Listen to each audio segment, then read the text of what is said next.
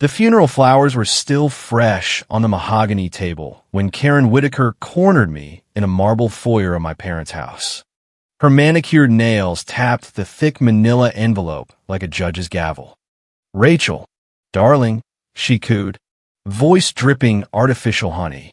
"We need to discuss your future. The HOA board has been so patient with you." I stood there in my black dress, rain from the morning still clinging to my heels, feeling the weight of the last 3 days crash over me again. Mom and Dad's car had slid off that mountain road in what the police called weather-related.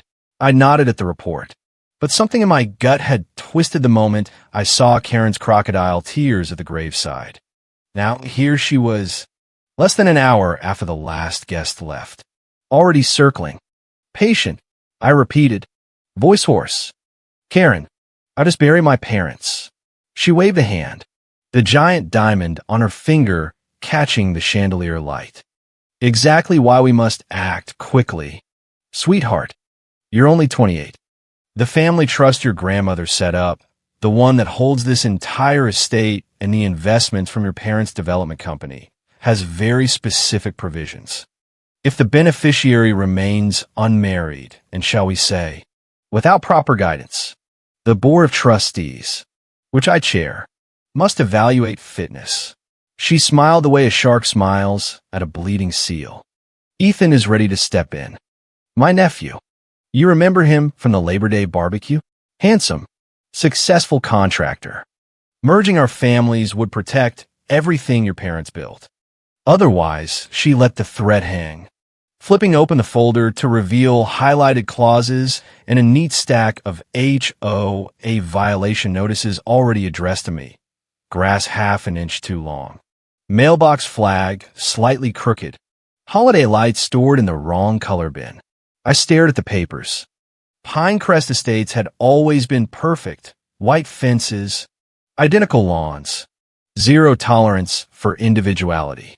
Karen had ruled the HOA with an iron fist for 15 years, fining residents for everything from political yard signs to the wrong shade of beige shutters. My parents had laughed it off as Karen being Karen. Now she was using those same petty rules as leverage against their only daughter. "You're saying I have to marry a man I barely know, or the HOA will what? Foreclose on my own house?" Karen's laugh tinkled like breaking glass. "Not foreclose. Dear, enforce the covenants." Leans add up quickly. "And the trust?" "The bulk transfers to the Pinecrest Community Foundation, which I also oversee, of course. It's all very standard." She stepped closer, perfume thick as regret. "With a navy dress tomorrow night. Ethan's coming for dinner. We'll announce the engagement by month's end. Wedding before Christmas. Property values will skyrocket once the unstable single woman narrative is corrected." The front door clicked shut behind her with the finality of a prison gate. I sank onto the antique bench, heart hammering. The house smelled of Mom's lavender candles and Dad's coffee. On the wall hung grandmother Eleanor's portrait, sharp eyes. The woman who'd helped plan this entire gated community back when it was just woods and dreams. She'd warned me once, voice low over tea, "Karen will try to own everything when I'm gone. Don't let her." That night, I couldn't sleep. Every HOA horror story I'd heard flashed through my mind. Neighbors bankrupted by fines. Families forced to paint their front doors approved beige or lose their homes. Karen had turned a suburban paradise into her personal kingdom, and now she wanted mine. The next morning, I drove to the bank, hands shaking on the wheel. Dad had added me to the safety deposit box 6 months ago during one of his rare visits home.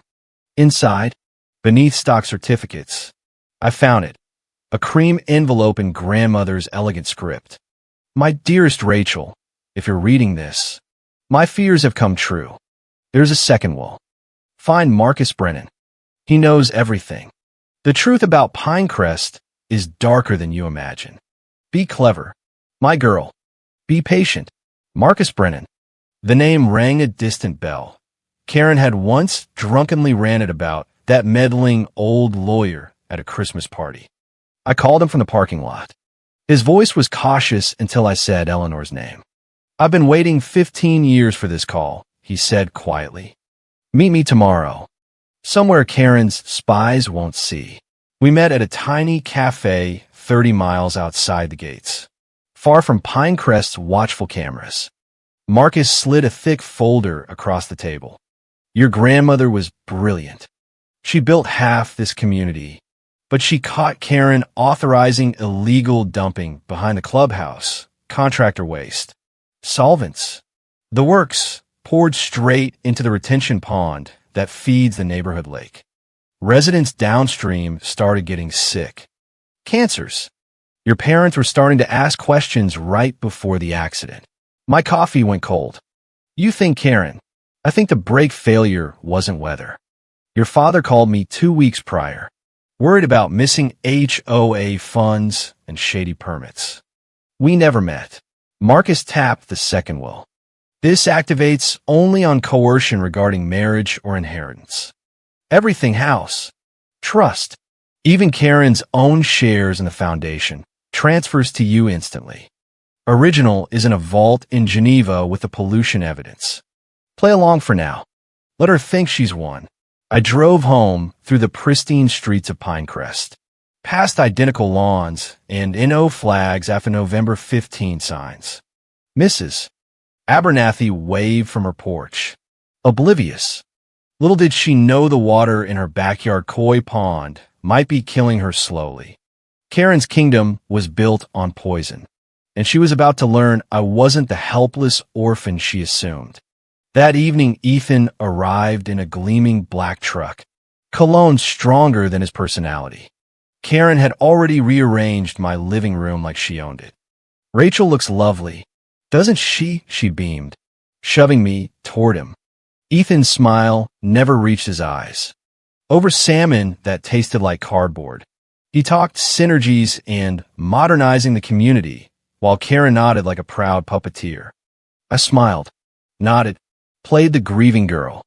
Inside, rage burned hotter than the fireplace. The charade continued for weeks. I let Karen parade me around the monthly HOA meetings like a trophy fiancé.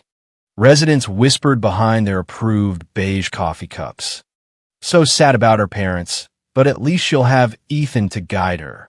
Karen's fines mysteriously stopped, for now. My grass stayed exactly 2 inches. My mailbox flagged perfectly aligned. At night I worked.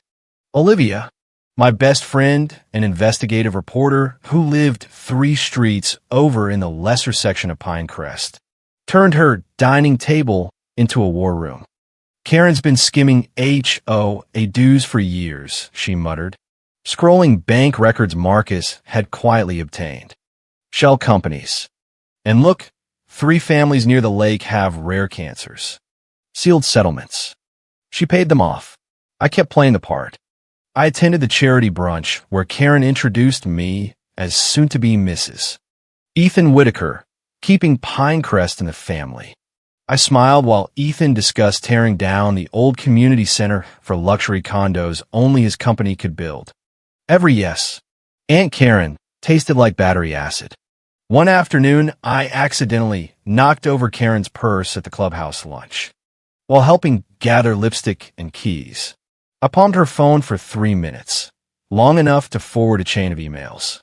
That night, alone in my childhood bedroom, I read them with growing horror. Karen to Ethan 6 months ago. Parents getting too nosy about the pond project. Accelerate timeline.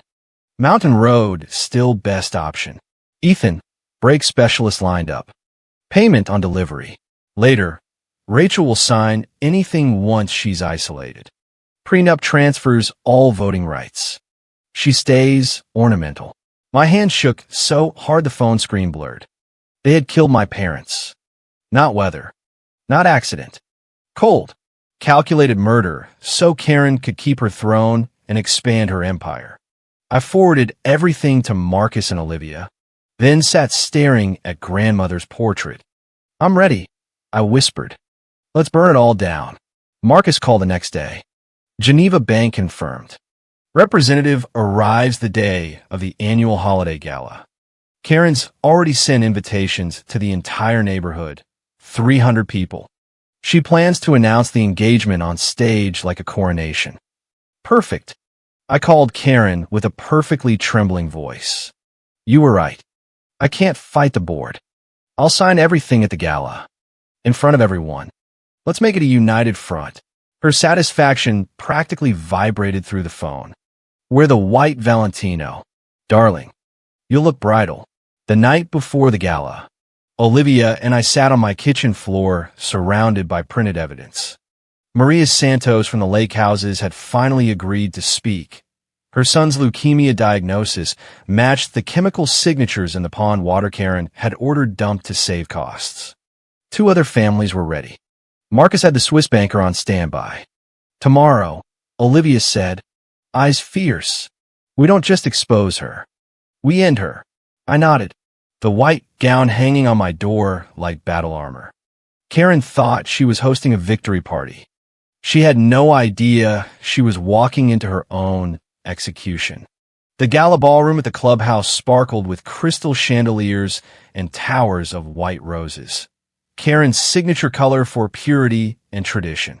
Residents in cocktail dresses and suits milled about, sipping champagne, gossiping about whose lawn looked best this season. No one noticed the tension crackling under the surface. Karen floated through the crowd in a shimmering silver gown. Ethan at her side like a loyal attack dog. She spotted me and beamed. There's my beautiful niece. Everyone, gather round. We have the most wonderful announcement. She steered me toward the small stage where a microphone and signing table waited. The prenup. Page 47 buried the clause, transferring all property rights to Ethan upon marriage. Lay open under a gold pen. Cameras from the community newsletter were rolling. Perfect. Thank you all for coming, Karen began. Voice syrupy. Tonight we celebrate not just the holidays, but the future of Pinecrest Estates. A future secured by family unity. She beckoned Ethan and me forward. Rachel has something special to share. I took the microphone, heart steady for the first time in weeks. The room quieted. Karen's smile was pure triumph. Thank you, Aunt Karen, I said softly. But before I sign anything, someone else needs to speak. Marcus escorted the Swiss banker onto the stage. Gasps rippled as the man in the tailored suit broke the seal on the thick document. My name is Herman Richter. I represent the estate of Eleanor Bennett. This secondary will, executed in Geneva and triggered only by coercion regarding marriage or inheritance, states that all assets, including the family home, trust funds, and controlling interest in the Pinecrest Community Foundation transfer immediately and solely to Rachel Bennett. Karen's face drained of color. This is absurd. Security, but the off-duty officers Marcus had hired didn't move. Richter continued. Furthermore, Eleanor documented evidence of financial fraud and environmental crimes committed by Karen Whitaker. The room erupted. Phones came out.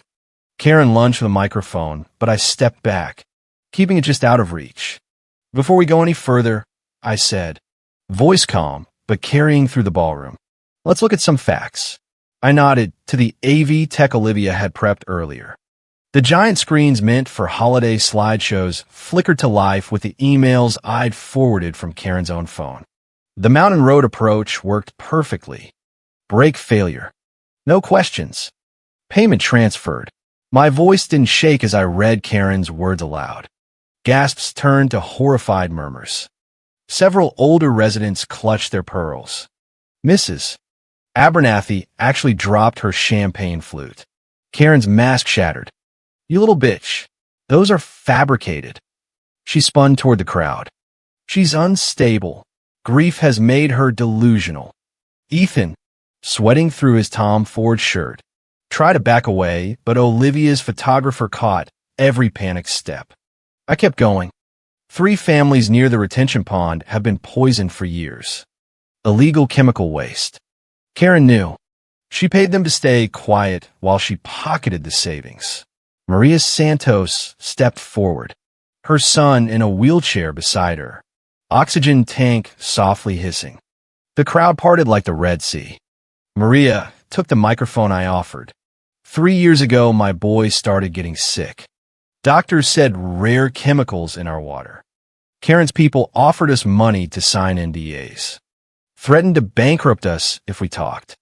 But I won't be silent anymore. She held up medical records. These prove Whitmore Construction, Ethan's company, dumped waste on Karen's direct orders. 2 more families stood. Voices rose. A former HOA treasurer approached the stage, voice trembling. I was forced to cook the books. She threatened my pension. Karen's carefully curated world cracked wide open. Residents who had lived in fear of her $500 fines for dandelions now stared at the woman who had literally poisoned their children. Security, Real Security this time, tipped off by Marcus with the evidence packet, moved in. But Karen wasn't done. She grabbed for the microphone again, voice shrill. I built this community. I kept property values high. You ungrateful peasants would be living in trailers without me. Her Southern Belle accent slipped into pure venom. Rachel's parents were weak, always questioning costs. I did what was necessary for Pinecrest. The confession hung in the air like smoke. Phones recorded. Live streams exploded. Pinecrest poison trended before the canapes went cold. Detective Morrison, who had been waiting in the lobby with the full file, stepped onto the stage. Karen Whitaker, you're under arrest for conspiracy to commit murder, environmental crimes, wire fraud, and more charges than I can list right now. Handcuffs clicked. Karen's silver gown looked ridiculous against the cold steel. As they led her past me, she hissed, "This isn't over. I have judges. I have friends. You'll lose everything." I smiled for the first time in months. You already did, Aunt Karen. Ethan tried to slip out the side door, but was tackled in the parking lot by federal agents who had joined after the emails mentioned interstate waste transport. His mugshot, wide-eyed and sweaty, would be the most shared image of the night. The Swiss banker approached quietly. MS. Bennett.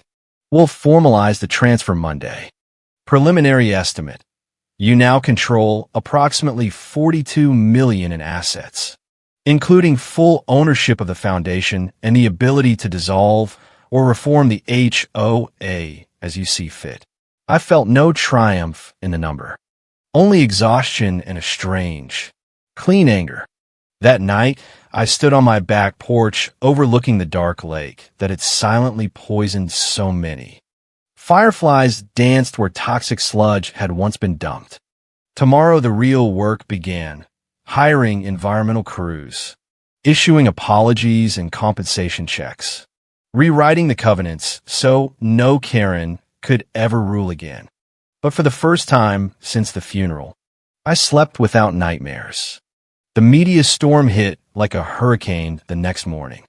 Every local station, then national, HOA president arrested for murder and poisoning own neighbors scrolled across screens. My face was everywhere. Reporters camped at the gates. My phone wouldn't stop buzzing. Lawyers, board members, distant relatives suddenly very concerned about my well-being.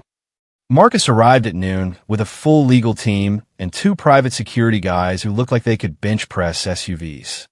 The foundation is frozen. Karen's assets seized. EPA is sending investigators to the pond this afternoon. You're majority controller now. What do you want to do? I looked around the sunlit kitchen where Mom used to make pancakes. First, compensate every victim. No caps. Full medical. Full relocation if they want. Then dissolve the old HOA board and rewrite every covenant. No more fining people for happiness. By evening, the checks were signed. Maria Santos cried when I handed her the envelope that would cover her son's treatment for life. You didn't have to, she whispered. I did, I answered. My family helped build this place. We're going to fix what Karen broke. But cornered animals bite hardest.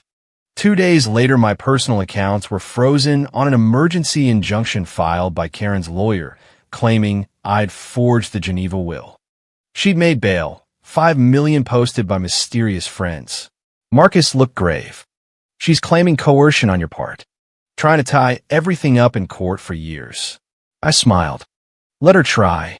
That same afternoon, Ethan's lawyer called with a deal. Full testimony against Karen in exchange for immunity. I met him in a sterile conference room. Prosecutors watching. He looked like he'd aged 10 years. I started recording her 6 months ago, he muttered, sliding a USB across the table. Insurance. She was getting sloppy. We listened in silence. Karen's voice, cold as the pond water. Once Rachel's married and institutionalized. The foundation is mine again. A few months of grief therapy, and she'll sign whatever we want. My blood turned to ice. Even after arrest, she was still planning to lock me away. The sting was set for that night. Ethan, wired up, met Karen at her McMansion. We listened from the van outside. The little orphan thinks she's won. Karen laughed over clinking ice cubes. But I've played this game longer than she's been alive. Judge Thornton knows me. We'll delay the will indefinitely. Then DR. Reeves will certify paranoid delusions. Private facility. Meds. She'll be compliant in 6 weeks. Ethan pressed. What about the murder charges? Karen's laugh turned ugly. Without the mechanic, they have nothing. And Victor won't talk. He knows what happens to snitches. The FBI agent beside me grinned. That's conspiracy to obstruct plus bribery of a federal judge. We got her. Within 40 minutes, federal agents stormed the house. This time, no bail. Karen was let out in an orange jumpsuit, screaming my name into the night. The trials were brutal but swift. I sat in the gallery every day as the full horror unfolded. Victor the mechanic testified through tears. He'd been blackmailed with his son's record. Maria Santos's son testified from his wheelchair. Residents showed medical bills, water tests, Karen's threatening letters. When Karen finally took the stand, she still tried to spin it. I was protecting property values. These people should thank me. But the jury saw the monster behind the perfect highlights. They deliberated less than 4 hours. Guilty on all counts. Life without parole. As they led her away, she turned to me one last time. I made you who you are. Rachel. Strong. Ruthless. You owe me. I stood. You taught me exactly what not to become. Thank you for the lesson. Karen.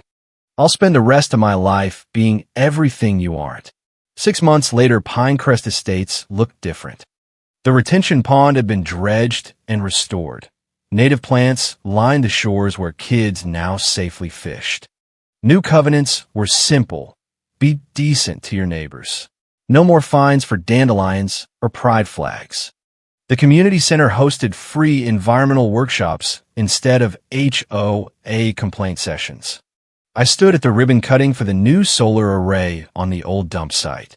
Maria Santos's son ringing the ceremonial bell. The Wall Street Journal called it the Pinecrest Redemption.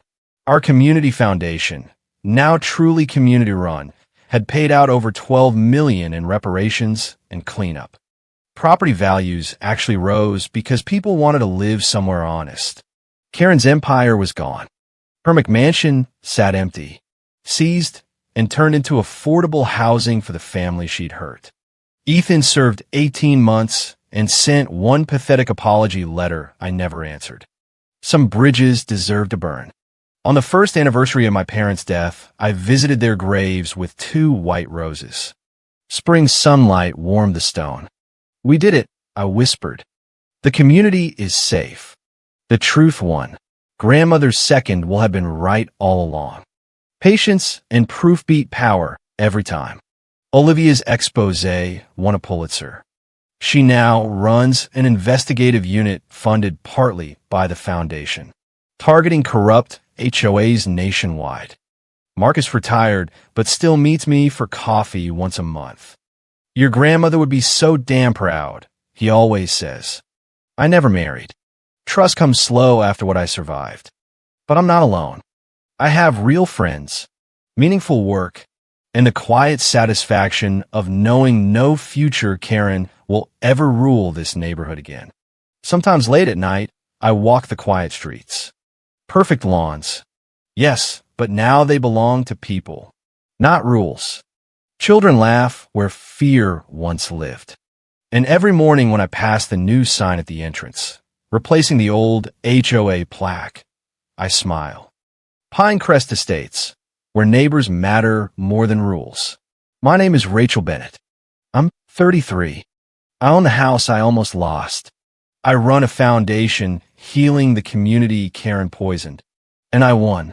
The best revenge isn't loud. It's living well in the house the bully tried to steal, while making sure she can never steal from anyone again. Thank you for listening to my story. Drop where you're watching from the comments. I read every single one. What would you have done if your HOA Karen pulled this? Let me know. Hit subscribe for more real HOA drama and satisfying takedowns. And I'll see you in the next one.